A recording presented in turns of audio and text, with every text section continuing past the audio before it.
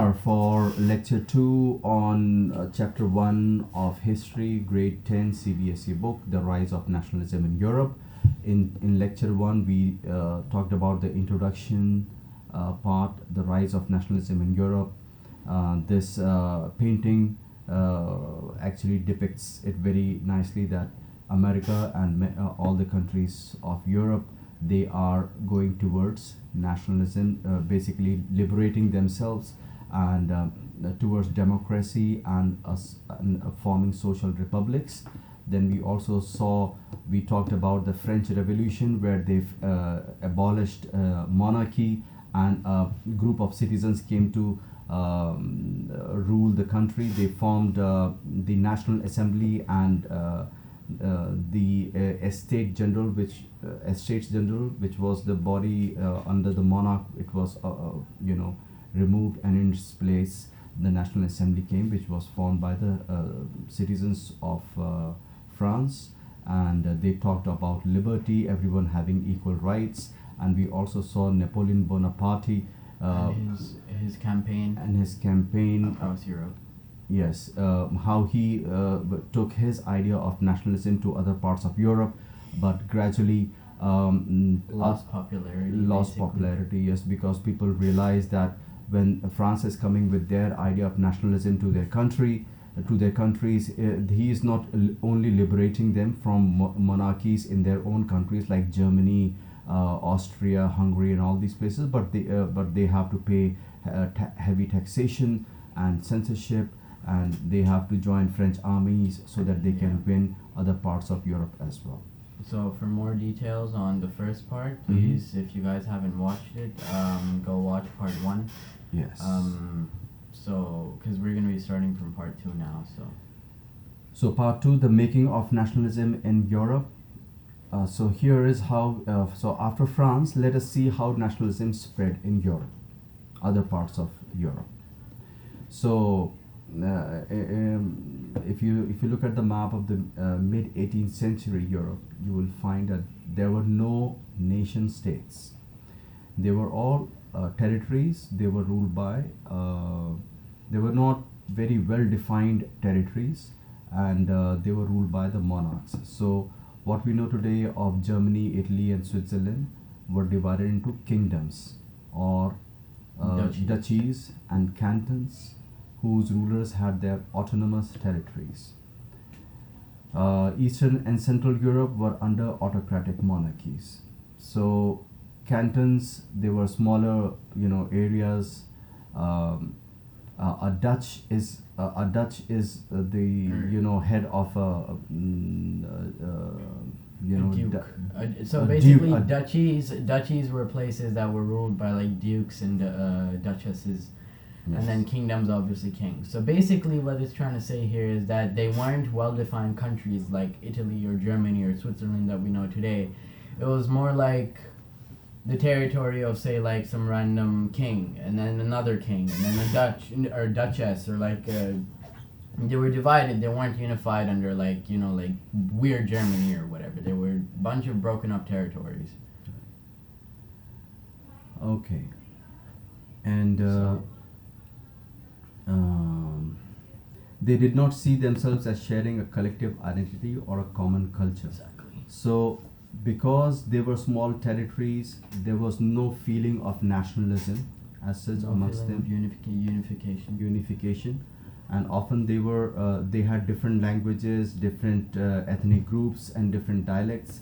For example, the Habsburg Empire that ruled over Austria-Hungary, for example, was a patchwork of many different regions and peoples. It included Alpine regions, the Tyrol, Austria, and Sudetenland, as well as Bohemia. Bohemia is, why is it not open? There you go. Okay, it is a practice of an unconventional lifestyle. So Bohemians, they were people who had unconventional lifestyles, like-minded people, and they were involved in music and these kind of things. Not necessarily wanderers, but nomads in a sense. yes. So, as well as Bohemia, where the aristocracy was predominantly German speaking.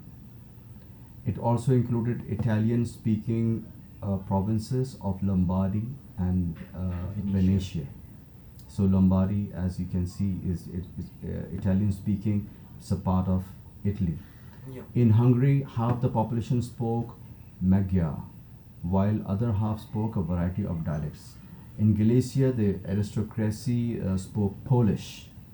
So you can see that in these areas there are different languages spoken, different dialects, and besides these three dominant groups, there also lived within the boundaries of the empire a mass of subject peasant peoples, Bohemians and Slovaks to the north, Slovenes in Carnolia, Croats to the south, Romans to the east in Transylvania.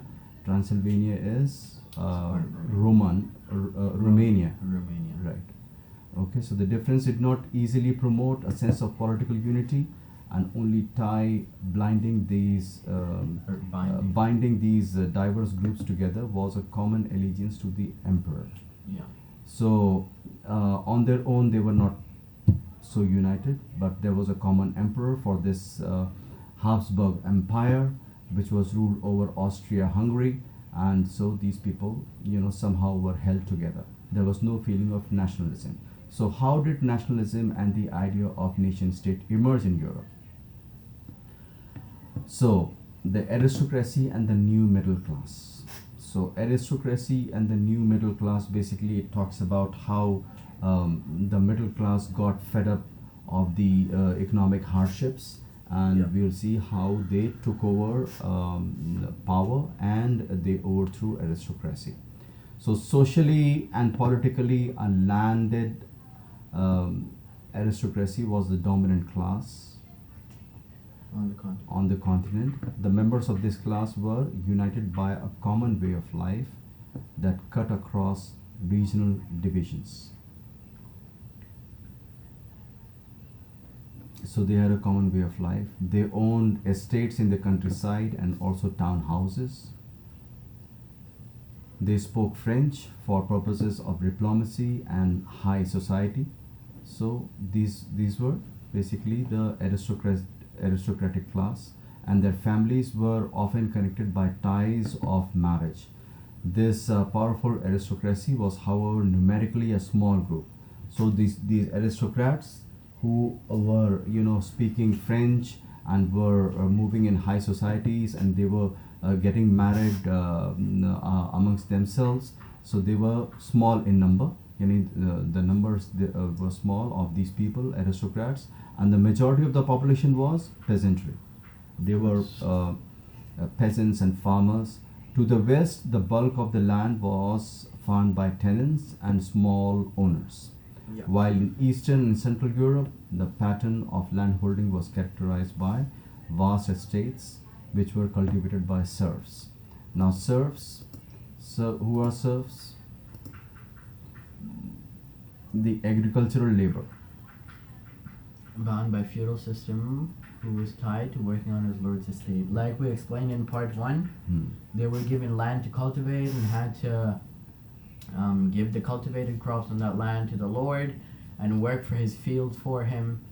And yeah, that's basically serfdom. They were agricultural laborers employed, or not really employed, but taken by.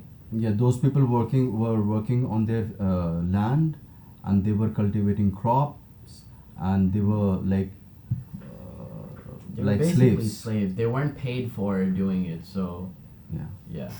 They can pass me my water bottle. Okay. In western and parts of Central Europe, the growth of industrial production and trade meant the growth of towns and the emergence of commercial classes whose existence was based on production for the market. So in these places, in Western and Central Europe, these the middle class, they were producing, and they became the commercial class, which were making products, and they were selling those products in the market. So the Western and the Central Europe, were going towards industrialization. But what happened was that in England, industrialization had started much earlier. Okay, industrialization began in England in the second half of the 18th century, but in France and parts of German states, it occurred only during the 19th century. It's actually quite quick. So almost, yes. Almost like, so basically England, to put this in perspective, England started or became industrialized at around 1750. Yes. Whereas Germany and France, they only started after 1801. Yes. So there's a big gap, like of some 50 odd years. So that's yes, and that is why what happened was that new social groups came into being: a working class population and middle class made up of industrialists, businessmen, and professionals. So these people who were doing business and they became to be known as the commercial class. It included industrialists, businessmen, and professionals. In Central and Eastern Europe, these groups were smaller in number till late 19th century because these areas were not so developed, and they did not even, Eastern Europe and Central Europe also, where they did not have the idea of nationalism and nation state so well developed. Whereas in the Western Europe, France, UK, these places, they had already become nations.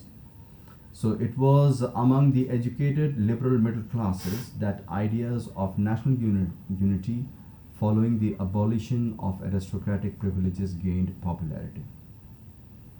Okay. Yeah.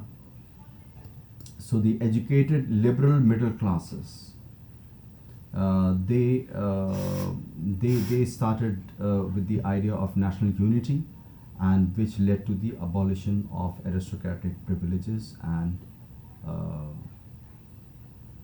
the aristocracy. So what did liberal nationalism stand for? Liberal nationalism. Now we have seen the idea of nationalism, and now we are talking about liberal nationalism. Nationalism is when you have a common, background, and you have struggled together for freedom, for the formation of a nation. Now, liberal nationalism is slightly different from nationalism. So basically, so nationalism, basically in smaller words, is basically nationalism is characterized by a sense of unification due to a common past, which has endeavors and sacrifices in it. Yes. So yeah. Okay.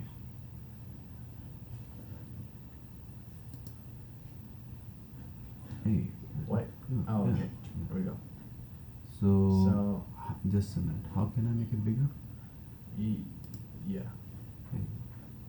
And even bigger? Yeah, you can make it even bigger. And then just like, oh wait, let me see. There we go. So, back to liberal nationalism. Okay, what did liberal nationalism stand for? So the ideas of national unity in early 19th century Europe were closely allied to the ideology of liberalism.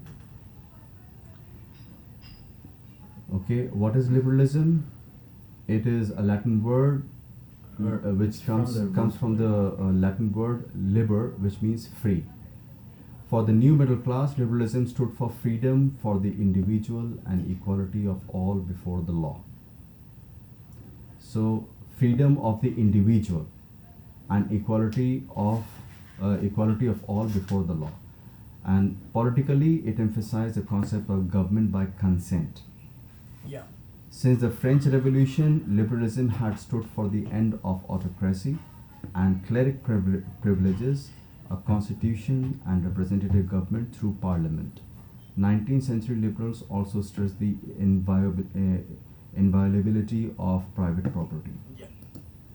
So clerical privileges is basically the privileges that were enjoyed by basically the higher classes of society, like yes. the nobles and lords, yes, the clergy and stuff like that. Okay, so since the French Revolution, liberalism had stood for the end of autocracy and clerical privileges, a constitution and representative government through parliament. 19th century liberals also stressed the inviolability of private property. Yet, equality before the law did not necessarily stand for universal suffrage. Suffrage is the right to vote, as is given here. Swipe right on the mouse. Yeah. The suffrage is the right to vote. So everyone did not have the right to vote. Only the aristocrat and the rich people who had a lot of property, only they had the right to vote. Even men who did not have enough property, so men without property, they did not have the right to vote. You will recall in revolutionary France, which marked the first political experiment in liberal democracy, the right to vote and to get elected was granted exclusively to property owning men. And Only those property who paid taxes worth of at least 3 days of a daily worker's wage. Mm-hmm. Those were declared as active citizens, which we learned about in 9th grade. They were active citizens who elected a group of people called the electors, who in turn elected the parliament. This was, the first political structure of France where they put in voting. However, at this time, France was not a democracy or a socialist republic. It was still a democratic monarchy. So basically, these elected parliament were basically there to keep the king's power in check. Well, later, obviously, that was abolished. So, yeah, go ahead. And men without property and women, they were excluded. They did not have any voting rights. Yeah. And for a brief period under Jacobins, did all the adults have the Adult males. adult males enjoyed suffrage, the voting rights. Jacobins, if you remember, yes, in chapter 1, lecture 1, we talked about Jacobin clubs.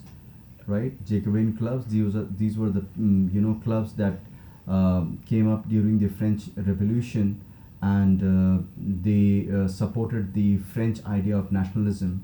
And when France started, spilling over its idea of nationalism to neighboring countries, Jacobin clubs came up in those countries, and they gave during their time.